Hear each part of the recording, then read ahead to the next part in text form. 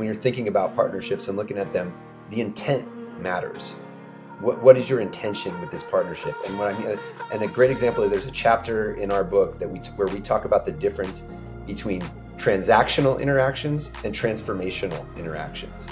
And if you're coming in and you're thinking, I need to partner up with somebody so that I can do this or so that I can grow my business for that, and you're thinking of it very transactionally, like I'm gonna give them this, they're gonna give me a little bit more, and I'm gonna come out ahead. That generally is not the way to approach a partnership of any kind.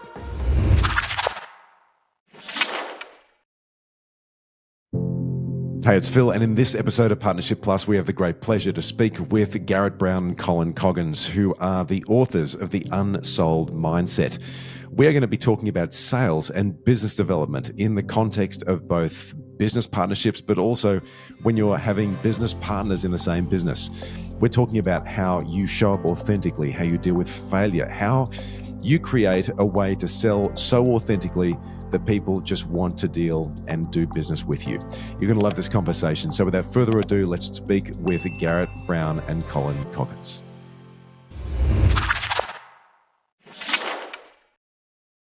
Colin and Garrett, two guys who I have a huge amount of admiration for. We finally get a chance to talk, and we're talking about sales and mindsets and partnerships and all of the pieces that these guys know better than probably anyone in the world. Guys, such a pleasure to have you here today. Likewise. Happy to be here. We are going to dive into a lot about your book, a lot about the mindset, the teaching that you both do, and you're quite a dynamic duo. So I'm very keen to dive into all the content that we can teach people, particularly leaders who might be a little bit, I guess, frightened or reluctant to be salespeople, and we all obviously are salespeople. So I'm very keen to get as much learning from you that we can pass on to folks. But before we get to that, let's get to the backstory, because from the research we've done, it looks like you both come from some pretty interesting backgrounds. So, Colin, do you want to kick us off with where you've come from?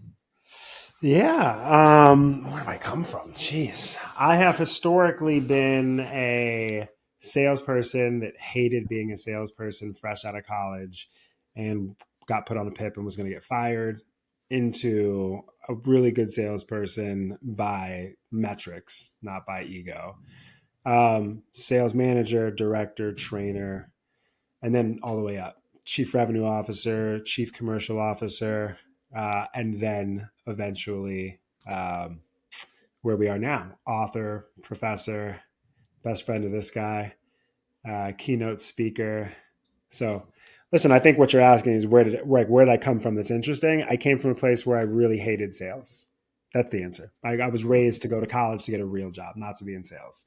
And when I first was hired as a sales job for a sales job, because that was the only job I could get out of college, I was really bad at it. And I was really clear that it was okay I was bad at it because I stood on higher moral ground. I was smarter. I was more educated. I was younger. Any excuse, like in terms of blame displacement. But I was bad. And at 21, I got put on a PIP. And they were like, hey, this is your first job and you get fired from it. You're really bad at sales. This isn't for you. And that was the day that I realized I might as well screw this establishment over on my way out. And so I started not abiding by the dress code. I stopped asking questions I didn't want to know the answers to. I stopped reading scripts. I stopped laughing at jokes that weren't funny. And that was the month that I accidentally broke the sales record. How interesting. I feel like I have a very similar story, but before I get to any close to that, Garrett, how did you meet this guy, and what is your backstory to bring you to a point where you're my backstory is not nearly as interesting as Colin's. I think what especially for a partnership podcast, I think what's interesting about us is that we both came from sort of different angles into the sales world. Neither one of us wanted to be salespeople, as Colin just told you. I actually was a lawyer before I got into the startup sales game. But eventually we got to a point where we came together and met at a company that was called Bidium, and it was an enterprise software company here in Los Angeles. And, I was the chief revenue officer at the time, and I was in a little bit over my head as we started to scale really quickly. And Colin walked in the room as kind of the expert and the guiding force that I didn't know I needed at that point. And like he mentioned, we just instantly kind of became best friends. We helped grow that company, sold that company to Google a few years back. And that was obviously a big moment professionally, but also people started to want to know how we did it, because we did it literally in a garage in Santa Monica, like the stereotypical startup story. And so as that was sold, and I went on to Google, and Colin went on to do some other interesting things, we stayed together and we started talking to classrooms about it as guest lecturers. We started talking at conferences and to companies. And we realized that the message that we had was something that was resonating with people, because it wasn't the typical sales, like the typical startup sales message. It was more about mindset and how you think about the things you're doing instead of just the things that you're doing. And so we found ourselves in front of all those people. And eventually that became our class at USC, Sales Mindset for Entrepreneurs, which we've been teaching for 13 semesters now and is still a core of what we do. And we started, more professionally doing keynotes and workshops for companies and organizations. And then the publishing world came calling. And when we got a publishing deal with HarperCollins to publish our book, The Unsold Mindset, that was sort of for us an opportunity to take this message and really spread it, not just to the people that we could get in front of, but to everybody. Phil, sorry, can I just say one thing?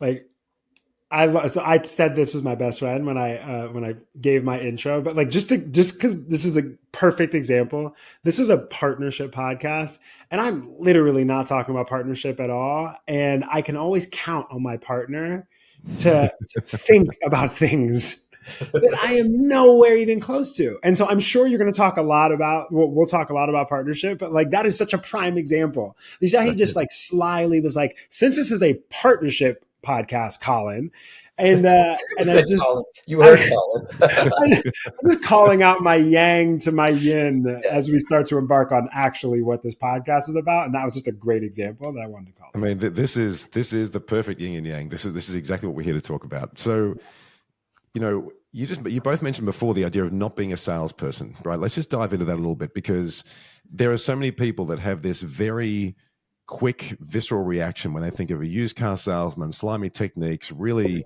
poor scripts, really sort of hard selling. And in your book, we talk about, or you talk about, this idea that, people are just trying to help you. The best salespeople, you'll never, ever know that they're selling to you. What was it about that first starting point? And, Colin, for you, when you were in that first role, you just didn't believe you were a salesperson. Was it because when you walked in the room, the archetype of a salesperson just was something you just went, no, this is not me? Or was it something different about that first starting experience? It's when you initially asked the question, you said we, and then you took it back and you were like, I mean, you, about the book. But we wrote the book. And the biggest surprise about the book was that we weren't teaching people how to do something. Every time, like, our heart flutters a little bit when we get one of these reviews that like makes us feel like we're living in our purpose. It's when someone says, I never knew why I was good until I read your book. So like, I love that you said we, because that means there's some element where you saw yourself in it. And that's sort of the answer to the question is, we were, my foray into sales, like it didn't crack. There was no unlock until I stopped showing up as the salesperson they expected me to be. Right. And when I showed up as the human being, then they treated me like a human being. When I showed up as a salesperson, they treated me like a salesperson. And, people tend to look for the good in you if they have a reason to. Right. And so, that authentic self, that vulnerable self, like all you're really doing is just getting to this imperfect moment as quick as possible to show them that it doesn't matter if we look alike or not. Like, we have a lot more in common. Look, I'm imperfect. And then it's like, oh, I like, if I'm seeing myself in you, I'm looking for the good in you. I'm looking for reasons to believe in you. The greatest salespeople on the planet, as we embarked on this journey and we were hiring and we were growing our team, and then we were writing the book and doing interviews, greatest salespeople were the opposite of who people thought they were. Right. They weren't the most gregarious. They weren't the most self-confident. They weren't the most extroverted. They were the most self-aware people in the room. They knew they said something. It did not land. They were able to change immediately. They were having a conversation with somebody. They knew that person did not think that they were listening. They thought they were waiting to speak. They were able to move, right? Like these shifts that Garrett said earlier, like, it wasn't what they were doing that made them special. It was how they were thinking about it, how they were thinking about the people. Like, you mentioned earlier, we do keynotes. Like, we are so lucky. Like, we get to speak to thousands of people every single month. And, we ask them, well, what do you think of when you hear the word salesperson? And you get it, all of them, smarmy, manipulative, yucky, pushy. And you go, who's the greatest? That's our second question. Well, who's the greatest salesperson you know? My mom, my dad, my husband, my wife. Steve Jobs and Dr. Martin Luther King Jr. were the two most popular answers. Jesus has been, a top 5 for quite some time. It is unbelievable, the incongruence between like who we think salespeople are and who we think great salespeople are. And so that's sort of, the crux of the answer. Garrett, as a lawyer, I don't see many salespeople coming out of law school with a natural sort of propensity to want to do anything except argue and argue well on behalf of the client they're serving. Where was that little thing for you which you thought, actually, I can talk well, I can logic well, I can put together an argument well. How do I transform that into sales? Like, what was that kernel for you? You're giving me way too much credit. I don't think it was that thought out at the time. When I went to law school in the first place, it was not to be a lawyer. It's because I was in my 20s and I had no idea what I wanted to be when I grew up. Right. And I just figured that was a transferable skill. I looked at a lot of the people in the business areas that I was interested in and that I admired, and they had law degrees. So I thought, oh, this will be good. Unfortunately, if anybody knows anything about law school, you end up in this world of the most like type A competitive people on the planet. And I happen to be one of those. So when somebody gets a really good law job for the summer, I'm like, well, I can get a better law job for the summer. And I just ended up sort of practicing law by accident. But to your point, it was miserable for me in terms of just constantly being contentious. And I don't work that way. I don't like to be contentious. I like to make people happy and try to be positive. And that's just not the world that I found myself in. Also, let me be honest, I was a terrible lawyer, and it probably had to do with the fact that I hated it, but I sucked at it. So when you call me a lawyer, that's really giving me way too much credit. But I saw a couple things because I was representing startups, and I saw these people on this amazing journey that looked like a lot more fun than I was having.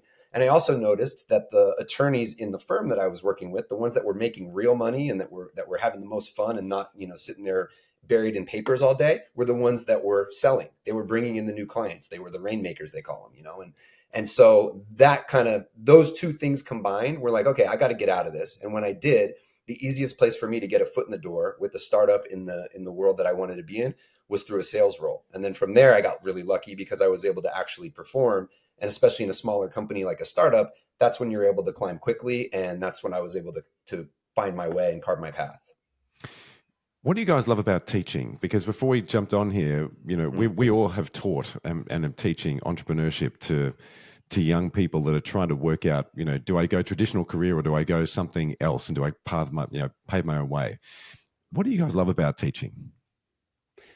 I'll give an example because it's too big of an answer.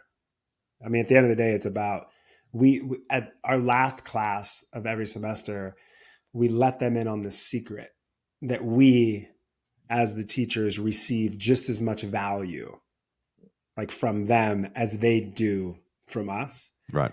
And they never ever get that. Like they don't really hear it like until they actually understand like what a relationship is.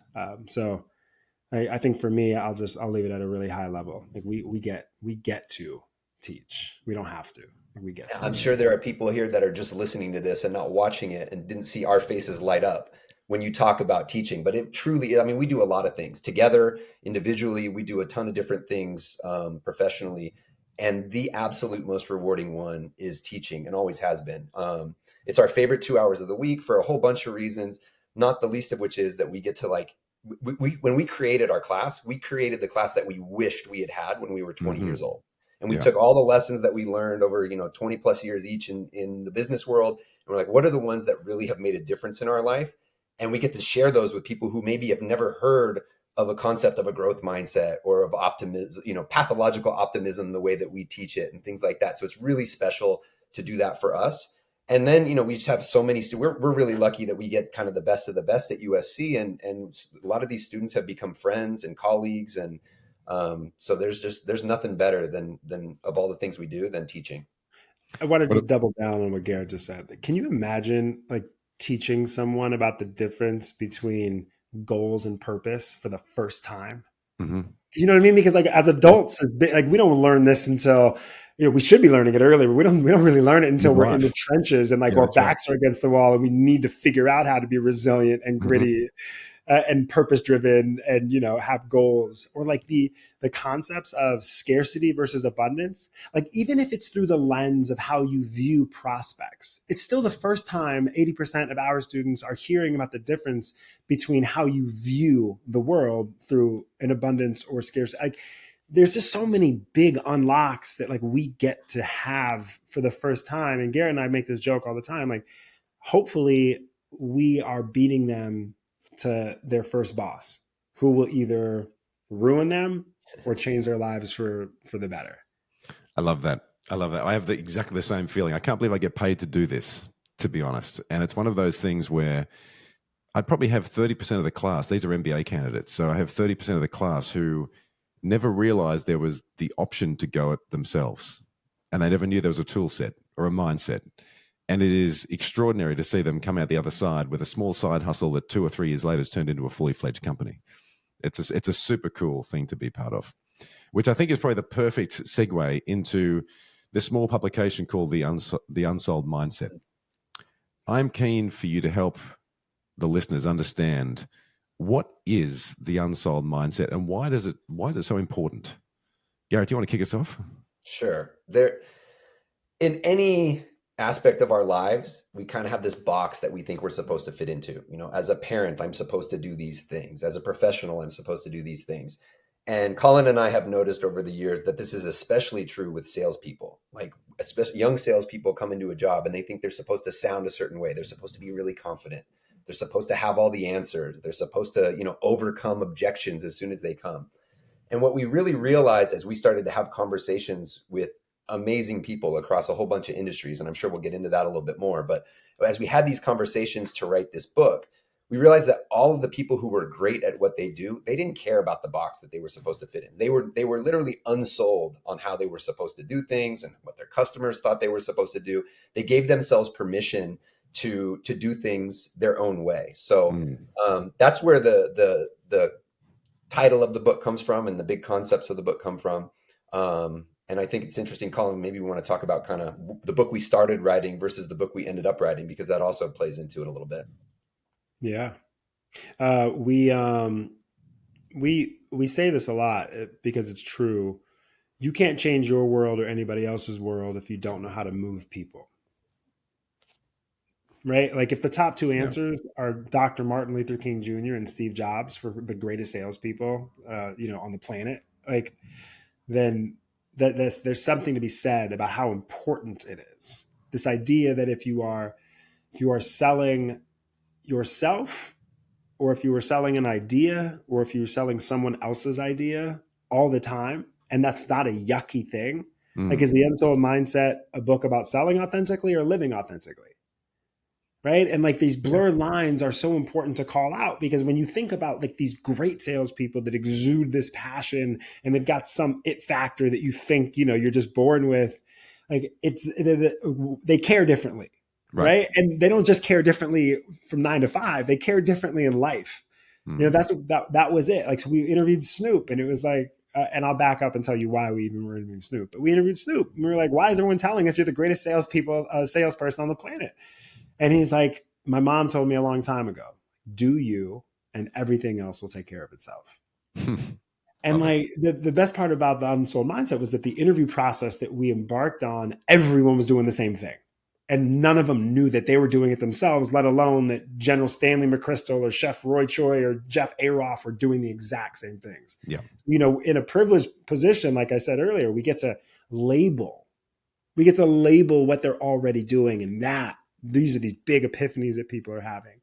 We had a huge epiphany early on in the book writing process because we thought we were writing a book about what great sales professionals are doing differently than everyone else. Like, we just wanted to know.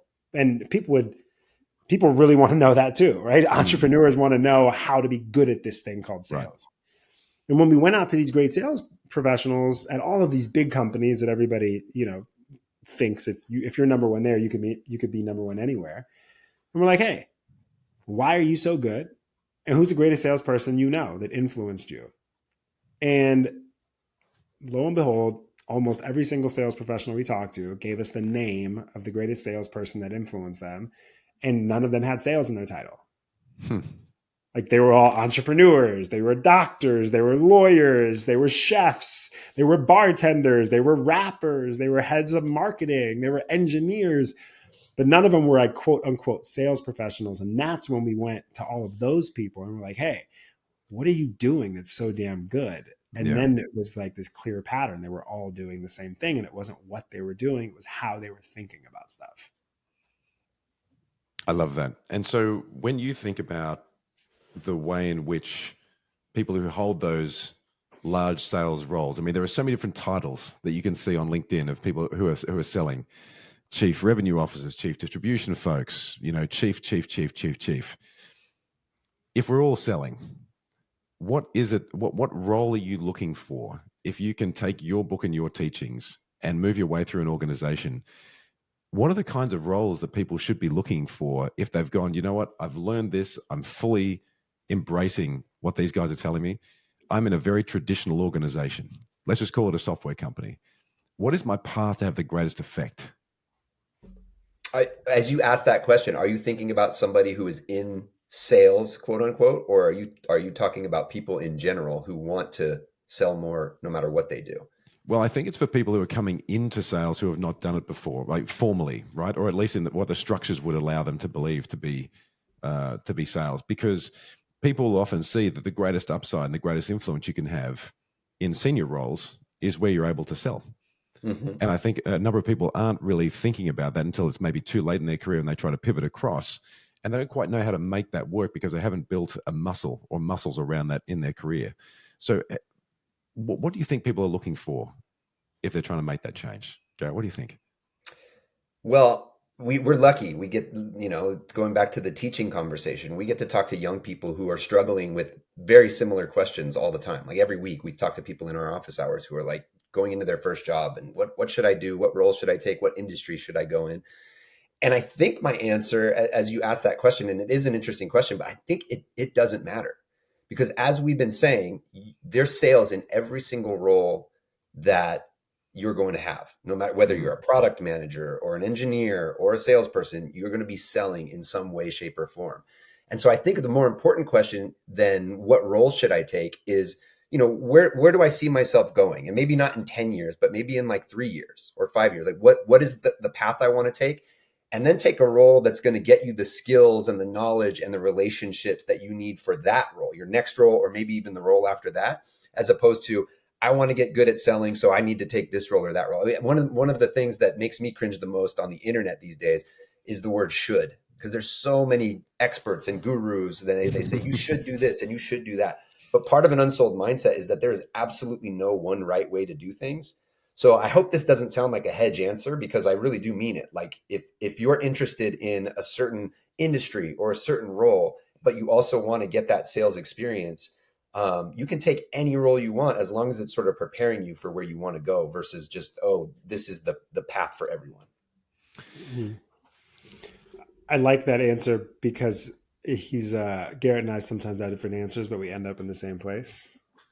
Like, I was going to give him some shears to trim that hedge, but the truth is I agree. But I think another way to put it is, no matter what role you want, you should understand the skill set of selling is extremely important to get to that role. Like, it's not a coincidence that some of the best CEOs and founders have roots in sales, but it's known, if you think about it, like, who do we give permission to sell? We give permission to CEOs and founders to sell to us. Right? Like, we don't necessarily give permission to people that have sales in their titles too, but we'll give permission to engineers or introverts, right? Like, there's certain people that should have the skill set, not of being the best version of a salesperson, but being the best version of themselves in a selling situation. Like, that's where the flawed analysis of if everyone sells and I am an engineer and I have to sell an idea or a project is I'm going to show up and I'm going to be the best version of a salesperson, right? Who I think of to pitch this. The reality is, like, don't try to be the best version of someone else. Like, try to be the best version of you in the moment. Like, we'll give you more credit for being resourceful and going out and finding answers, and we'll give you credit for being a knower. Nobody wants to be in the room with a know-it-all, but most of us are being trained early on to know it all. So it's like, there are like these really interesting distinctions that if you just think about it, if you were just real, if you, as a mindset, from a metacognition, like a talking to myself perspective, who people expect me to be and who people hope I am could potentially be two different people. Right. And like at the end of the day, like I am making a decision on buying based on who I'd rather spend more time with, because all of you are selling commodities, or it's a commoditized sell no matter what. So if I'm making a decision on who I'd rather spend more time with, I would rather spend more time with someone that I can see myself in, someone that's not perfect, because there's no such thing as perfect. And if you are too perfect, then we get that, and we say no to you because you're right. Like we say no to you because you have the answer, which is the antithesis of what you thought you were supposed to be. So, there's a lot there, but it's a good question and a complicated answer. No, I like it. And so, when we think about partnerships, of course, it's a pretty romantic term, right? You've got partners at home, you've got business partners, you've also got this idea of how companies grow. And my thesis is that the most sustainable way for an organization to grow in both directions, whether it be in product innovation, is to go back down into a supply chain and form really strong partnerships with those people, with the people who have, built a widget and built a cog because they love that cog and they wanted to see it sort of live in a much larger machine and to have its time in the light, right through to the way that you can sell and distribute whatever you've built through other people to make the value of whatever the distributor is even more pronounced. It feels as though the world not being in such a great shape right now, the partnership is probably the answer to many different problems that we have. When you think about, and this could be in anything, right? This could be in conflict. It could be in the way that we do healthcare. It could be the way that we support people who are less fortunate. It could also be in the way that we sell Apple devices, right? But one way or the other, partnerships seem to play a pretty pivotal role in reaching people that as one organization you can't do by yourself. So I'm just curious, when people are trying to think about how they would enter a new partnership, and we're talking sort of in a organization to organization context, that values-driven mentality, and Colin, as you said before, being yourself to create a narrative where somebody says, I would be happy to do business with you, not because of what you're selling, but because of who you are and what you represent and what you're trying to achieve.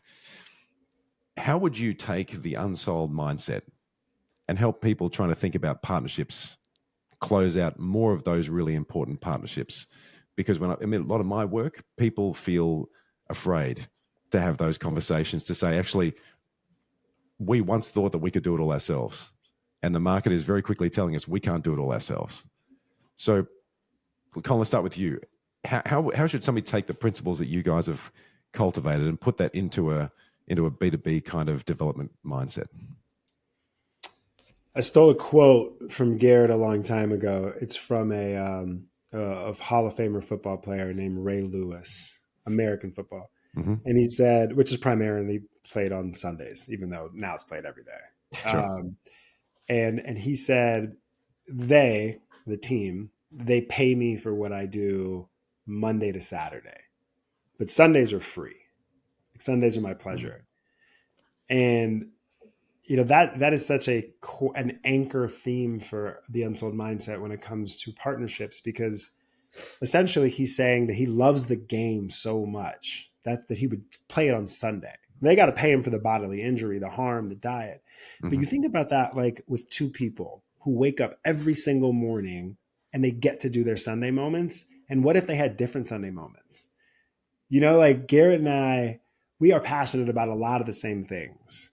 And what we're good at and what we're passionate about aren't always the same thing. But when they converge, like inside of you, that's special. But the next best thing is like if you have a partnership where they converge. And we've done so many interviews on this in the book. We call it intentional ignorance. But it's just this idea of if you know what you love so much that you would basically do it for free, like it authentically gives you energy, you also know what you don't love so much, right? Like when you're encroaching on somebody else's dharma. We interviewed the best interview in a long time. It was recent. This woman, and it was like, hey, what's your Sunday moment? She works for a large company. Like, what's your Sunday moment? She said, I love creating collateral. Like, just give me a room by myself and let me just create. And I looked at her like she was crazy. I was like, you mean like PowerPoint presentations? And she was like, oh, yes, I love create, right? And in contrast, you got to pay me a boatload of money to create PowerPoint presentations. I'm not good at it. And it doesn't authentically give me energy, but it does for her. And I go, okay, well, what is the company paying you a lot of money for? Right? Like, what is it you have to do? You don't love doing? And she's like, these damn meetings. I can't stand them. Like, it sucks energy out of me to have a conversation with like 4 people in a given day. Meanwhile, she's talking to someone that would talk to people for free all day long. Mm-hmm. Like, imagine if me and her were on the same team, and every day she woke up and got to do what she loved. And I see a lot of that in Garrett and I, and I'll shut up, because when you're a partner, you know when to shut up when your partner's Well, I looking at actually you. love that. I'm going to take a little bit of a different angle to the answer, and I'll talk about kind of when you're thinking about partnerships and looking at them, the intent matters. What is your intention with this partnership? And what I mean, and a great example is there's a chapter in our book where we talk about the difference between transactional interactions and transformational interactions. And if you're coming in and you're thinking, I need to partner up with somebody so that I can do this or so that I can grow my business for that, and you're thinking of it very transactionally, like I'm gonna give them this, they're gonna give me a little bit more, and I'm gonna come out ahead. That generally is not the way to approach a partnership of any kind. Yep. Whereas if you come in thinking transformationally, how do I transform this person, their world, their business, this relationship, whatever, those are the partnerships that tend to last. And they're the ones that tend to be more meaningful and the ones that ultimately end up being more valuable financially or otherwise. So I would encourage people as they think about partnerships, like, how can you be more transformational? And we've got some exercise. And one exercise that we give in the book was a company we were working with, and their sales team was kind of flatlining a little bit. They weren't hitting their numbers. And we realized really quickly looking into it that most of the salespeople were just constantly being transactional, and taking and taking time and trying to get money. And so what we had them do is we had them print out all of their any sales communications they had. So their scripts, their email campaigns, all of that stuff. And we had them then list out underneath each one of those things, what are you giving and what are you taking? And so they could see, oh, I'm asking this person for a 15-minute phone call here. I'm asking them for money here. I'm asking them to respond to this questionnaire there. And eventually we shifted it and we said, okay, for every time you give, make sure, or every time you ask for something, make sure you're giving more in return. And it just completely shifted the way that they were communicating with their customers and their partners. And so that's just I just wanted to give one kind of concrete example of that. But overall, thinking transformationally versus transactionally is huge when it comes to partnerships. Yeah, I love that. Let's turn to vulnerability then. So, being yourself can be good for a lot of people. It can be frightening for others, right? And when we're trying to be vulnerable in a sale and we're trying to not overstep a mark, we've been told what we can give away. We know what we can't. But in the moment, there can be almost a time where you say, actually, it's worth giving more away and being generous early in order to build and collapse that time to trust so you can move to the next step and create value, because without that stage, nothing's going to start. So when you think about, Garrett, vulnerability in sales, how can leaders use vulnerability or apply vulnerability so that it can strengthen a relationship as opposed to maybe losing credibility? And I have a funny feeling in asking that question, it might not be a zero-sum game. There's probably a it probably isn't. It's like my previous answer that Colin accused me of hedging on, which is that it is going to be different for different people. And that's fair. But I mean, that's Colin being vulnerable is going to look very different than me being vulnerable. And it's going to like something that he is comfortable saying or doing in an interaction with somebody might make me really uncomfortable. So there's a rule that we always teach our students, and we say it in various ways, but we usually start out by saying, if you think you sound cheesy, you're probably right. You do sound cheesy. Or if you think you sound pushy, you're right. You sound pushy. Or if you think you're being a little bit too vulnerable too soon, you're probably right. And that's just self-awareness. And again, it's different for different people, but ultimately it comes back to that authenticity that we talk about so much, kind of the overarching theme of all of this, because as long as you're doing what's comfortable to you, people are going to respond to that and understand that. So giving yourself permission to be vulnerable might look different for different people. I'll also say, because I think one thing you're kind of dancing around is, are there boundaries to it? Can you be too vulnerable? And I think the answer is definitely yes. And a great example of that when we were interviewing Ari Melber for our book. He's is a news anchor here in the U.S. and he is kind of known for like quoting hip hop and rap lyrics in his newscasts, which is not a common, typical thing for a newscaster to do. But he's, it's something that he's passionate about, and he's able to work it in appropriate times. And we were talking to him about authenticity, because that's a very authentic and even, you could say, vulnerable thing to do, to put yourself out there in a way that people aren't expecting. And he said, if I was being my most authentic self, I would go to work wearing jeans and a hoodie every day and then read the news in jeans and a hoodie. He's like, I can't do that because people won't take me seriously. He said there are boundaries to the level of authenticity that I'm allowed to express. And that's okay. We have to be aware of those things and realistic about them. And I think that same litmus test applies to vulnerability as well. They're kind of cousins, right? Vulnerability and authenticity. They're not that far apart. So I would say there absolutely are boundaries. They're going to be different for different people, but it's worth thinking about. Colin, anything to add to that? Channeling my inner Garrett and looking at the clock. There's just I think a really good example to drive it home is during lockdown, COVID lockdown, like we were writing this book, like we were deep in interviews, and that was great for us because we got access to a lot of tape, that we would have never had because everybody was on tape. And so during lockdown, we saw so many underperforming salespeople thrive during lockdown in different verticals. And we weren't really sure why, because they didn't have much in common other than they were either on pips or not doing well before lockdown. And then for some strange reason, they were at the top of the leaderboard and getting fat commission checks when it was lockdown. So something changed. And it wasn't until you go back and you look at the tape and you just see the pattern emerge, and it's so obvious. Like the first, call it 4 minutes of every Zoom call or whatever interaction they were on, whatever platform they were using, sounded something like a bumbling idiot on the salesperson side. It was this, like there'd be these apologies. They'd be like, I thank you for showing up today for the demo. Like, I don't even know if we should be having this conversation right now. Like, this is really weird. And that's my wife, like chasing my 3-year-old, trying to put an adult mask on him. And normally we don't have laundry in the background, but normally you don't see my background. This is before we knew how to blur the backgrounds. You know what I mean? Like, it was like, you would just watch these people be like ridiculously vulnerable. Like they would, and then eventually they cut themselves off because they would realize that they sound like they're bumbling idiots. And they go, anyways, I'm sorry. I just wanted to just say that, like, I want to call the elephant out in the room. But almost every time the reaction on the other end of the Zoom was big breath. I'm so happy you said that. Yeah. This shit is so weird. Quote unquote. This is my first pandemic too. Quote unquote. I haven't even met my coworkers. I got this job 2 weeks ago and then the world shut down. Like, you have never seen a salesperson and a prospect get on the same page in the first minute. Like, I had never seen it before, to the point where, like, at some point, 4 minutes in, you're watching the prospects ask the salespeople to start selling them. Like, all right, well, let's get out of this demo so that we keep the jobs that we were, that we're complaining about, which is beautiful because that means that, like, you're adding value as a salesperson, or I wouldn't be here. Like, there's this, the point of that, speaking of jumbling idiots, the point is that if you really look at, if you look at, I'm proving the point.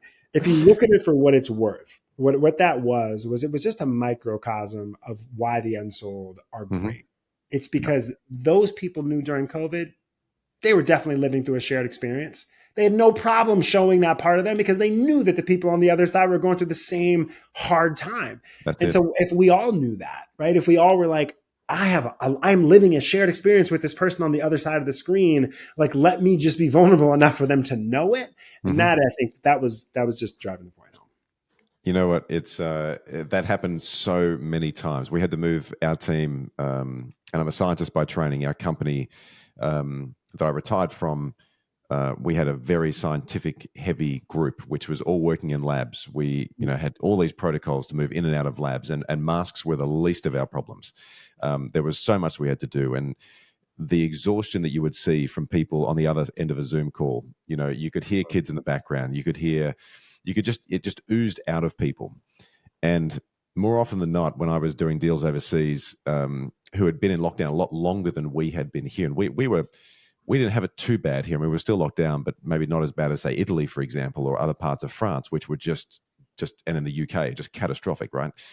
You would have these conversations where they were just relieved to talk about anything that didn't involve the four walls they were sitting inside of. Yeah. And it collapsed the time to relationship in such a profound way that most of those people who we didn't do deals with are still colleagues, because we just catch up because we had that shared experience. So I think it's hugely important. And I'm curious, and I know we're going to go to time soon, but I'm curious, what do we do now that we don't have that shared experience? We do have that shared experience. Talk more about that. Point, right? Like we were just at Microsoft. We love Microsoft, right? We get to spend like a good amount of time there. They're such learners, like when you go to a room, you don't know if you got a room full of knowers or a room full of learners, but like they got a room full of learners, and like we're talking to them. And something that Microsoft is obviously leading the front on right now is AI. Mm-hmm. And we're talking to not necessarily salespeople, but people that have to communicate with others that could be scared of AI. Right? They could fear AI. They could not really understand it. And this conversation around a shared experience was so relevant because we're all living through whatever's happening right now with society and AI. We all know just as much as we all know, and then we all don't know just as much as we don't know. And you can either lean into that, right? And have these like vulnerable moments with people where they will give you credit for what you don't know, just as much as give you credit for what you do know. And I think that, if it wasn't AI, it would be having kids. If it wasn't having kids, it's not the AI experience; it's the human experience. It's the human experience, right? We're all going through the same stuff in our own way, and it's so Colin will often when he's coaching up young salespeople, he'll often say, your goal as a salesperson is to get the other person to see themselves in you as quickly as possible. And that's really not that hard to do. Colin's given some examples, but we talk about show your work in our book. And it's, like in math class back in high school, when you didn't just get credit for the answer, but you had to show all the steps that you got there. Yeah. People give you credit for that in real life too. And so, we'll have students come in and they'll be stressed out about a meeting that they got with a VC or something because they're going to raise money. And I don't want the VC to think I'm just a college kid who doesn't know what they're doing and who's wasting their time. And our advice is always the same. We say, tell them that right at the beginning of the call. Go, I've been so excited about this call, but I'm also nervous because I don't want you to see me as just a college student who's going to waste your time and, whatever. Tell that story, show that work. Yep. And always the other person's going to see something in themselves there. Like, yeah, when I was a college kid, I felt the same way, or, I have these conversations all the time. Whatever it is, you can get to that point where you're having a shared experience very quickly, pandemic or no pandemic, AI or no AI. The sad part is that people like buying from people like themselves. So what Garrett's really talking about here is, if everybody likes buying from people like themselves, how do you show someone that does not see themselves in you that you are a lot more alike than you think? And that's just basically getting to the common denominator. No matter how different we are, the one thing we have in common is we're both imperfect, right? So all I have to do is just make sure that you see that in me. I was like my fiance back in the day, now my wife, she was a heavy wedding planner. She put meetings in between my work meetings, and I would show up late to meetings, like work meetings. I'm like, I'm so sorry. I've got this fiance and wedding planning season and it's crazy. And anyways, I'm sorry. I should have been on time. And, the responses were always out of such a place of love. Like, you knew that they saw themselves in me just because I gave myself permission to show a piece of me that they weren't expecting. They'd be like, hey, Colin, don't worry about it. It's going to be way easier on your second marriage. I'm not losing that deal. Hey, Colin, don't worry about it. Been married for 30 years. Happy wife, happy life. That's my deal. If someone is being vulnerable enough to tell me about their marital history in the first 5 seconds, that's a vibe that I caught. And it wasn't on purpose. It was, let me just show you who I am so that you can see yourself in me, even if we do not look alike. Love that. We have a 5-question rapid fire that we're going to get to in just a second. And I hope you're ready for it, because it usually makes people think a little bit differently about life. But before we get to that, Ryan Hawk talks about having a failure recovery system when things don't go so well. And he's talking from an American football point of view, where there is a physical motion that you make to snap yourself out of a point of failure so you can just reset and move on to the next play. You both talk about failure, and when we talk about sales or putting ourselves out there in life, anywhere, failure is inevitable to come our way, and it's really how we think, process, and deal with it afterwards. How do you think about how leaders can process failure so that they can continue moving and being in motion on the things they need to do? Because obviously in sales, not everyone is going to say yes. Not every deal is going to get closed. Colin, how do you help people understand the richness of failure, which ultimately on the flip side of that coin is just another lesson to be learned? Yeah. Garrett fails a lot, so he's probably the best person to... It's not wrong. We fail equally, just to be clear. Linking up with this guy is my greatest failure. Exactly. We advocate a lot for celebrating the process. We don't have enough time to really go into it, but we've done so much work with such great companies that have figured out how to create an infrastructure where people celebrate getting no's, celebrate getting there was a company that had a hang up hangout where every week you would get a spiff for whoever got basically the best objection, right? The best hang up, the best no. The idea that you're going to get, if you're a 30% closer, it means that 7 out of 10 times someone is not being nice to you.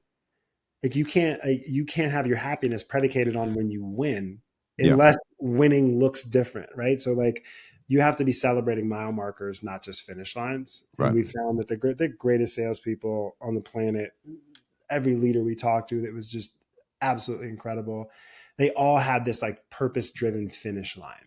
They almost manufactured it. They weren't going to be able to catch it. Right? They're using words like serving and inspiring and teaching and giving. You don't wake up one day and say you got it. And so because of that, everything backwards, they could just clearly make decisions is what I'm doing moving me closer or further away from my purpose, right? And the goals didn't look like they were just finish lines. And then you got to the other side of it and you were like, damn, I thought this was going to feel different. The same thing for the rejections, right? When you got to the rejection, when you got to the no, it wasn't it broke you down. It was okay, why is this good? Because I'm going to get the same thing tomorrow. And now I've got this tool belt.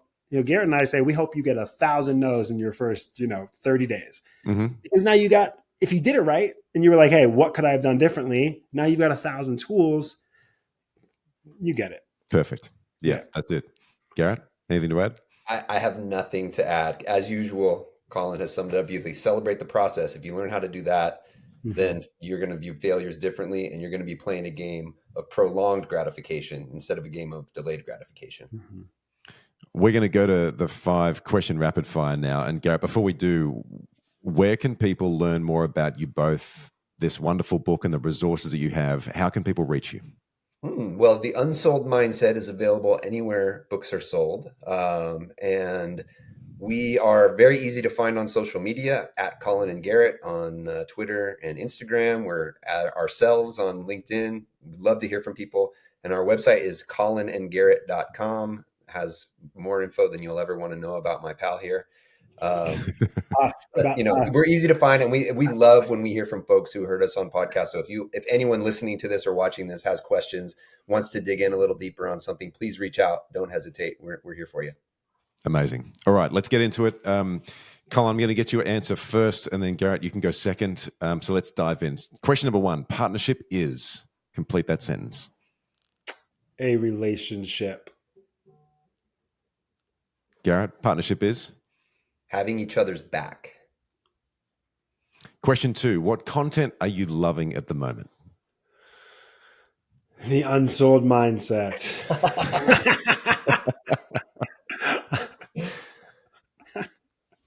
I mean, it's great content. Don't get me wrong.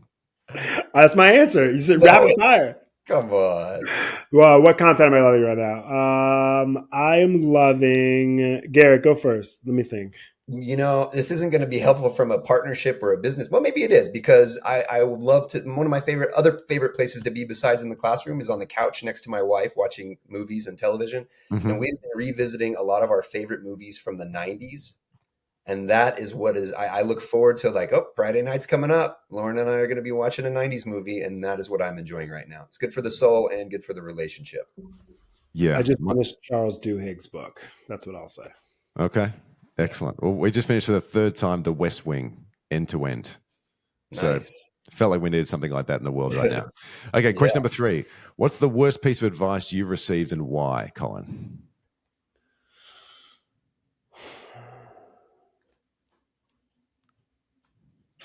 Do what I tell you. No, what is it? Do what I tell you, not what I do. Do as I say. Do as I say, not what I do. Mm-hmm. That's pretty bad advice. Garrett? My thinking on this has changed lately. I don't know that somebody specifically gave me this advice, but like Collins, it's one of those adages that you hear, that the old fake it till you make it. I used to think that was true. And I do think there's something to acting as if you are where you want to be. But that feels very different to me. The way people interpret fake it till you make it, especially on the internet these days, is really frustrating, because there's a lot of snake oil out there. And I don't think that's the best way to learn and to grow and to build a business or a brand or anything like that. I think you got to go out and do things first. And so that's where I'll go with that. Amazing. All right. Question 4. When you see potential for a new partnership, what's the first thing you do to turn potential into action? Ask questions I actually want to know the answers to. Fall in love. And for those cringing or wondering what I'm talking about, you're going to have to check out the Unsold Mindset, Chapter 3.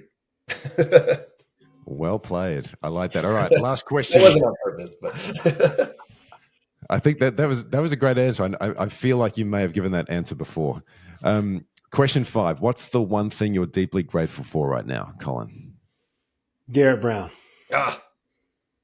Well, now I'm going to sound like a jerk when I say my kids. You are a jerk. See the Unsold Mindset introductions. That is amazing. Colin, Garrett, it has been such a pleasure to catch up with you today. I feel like we've got work to do in the future together. So thank you for making the time, and thank you for putting those resources into the world, because I think they make a massive difference. We'll be linking to all of that in the show notes.